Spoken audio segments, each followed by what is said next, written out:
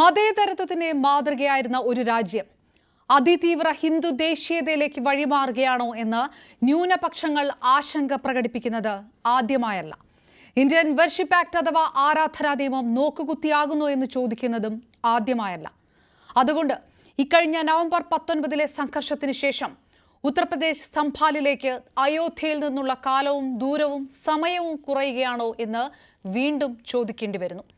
Shahi Juma Masjid survey supreme കോടതി stay ചെയ്ത സാഹചര്യത്തിലും സംഘർഷ സാധ്യത ഇപ്പോഴും കെട്ടടങ്ങിയിട്ടില്ല. സംഭാലിൽ ഷാഹി ജുമാ മസ്ജിദ് പരിസരത്ത് അനധികൃത കയ്യേറ്റം നടക്കുകയാണെന്ന് ആരോപിച്ച് റെയ്ഡുകളും ഉച്ചഭാഷിണി ഉപയോഗിച്ചതിന് പള്ളി ഇമാമിന് 2 ലക്ഷം പിഴയും ചുമത്തിയത് ഇന്നാണ്. അതിനിടയിലാണ് ഇന്നലെ 4.5 പതിറ്റാണ്ട് മുമ്പ് സാമുദായിക സംഘർഷത്തെ തുടർന്ന് അടച്ച സംഭാൽ ശിവക്ഷേത്രം തുറന്നിരിക്കുന്നത്. ആളിക്കത്തിയാൽ സമാധാന ജീവിതം ഇല്ലാതാക്കുന്ന ചിലത് കത്തിക്കാൻ ശ്രമം നടക്കുന്നുണ്ടോ സംഭാലിൽ? ഈ സൂചനകളും സംഭവങ്ങളും ന്യൂനപക്ഷത്തെയും സമാധാനം കാക്ഷിക്കുന്ന ഭൂരിപക്ഷത്തെയും ആശങ്കപ്പെടുത്തുന്നുണ്ടോ? വിശ്വാസം ആളിക്കത്തിക്കുന്നു സംഭാലിൽ. പരിശോധിക്കുന്നു പ്രൈം ഡിബേറ്റ്.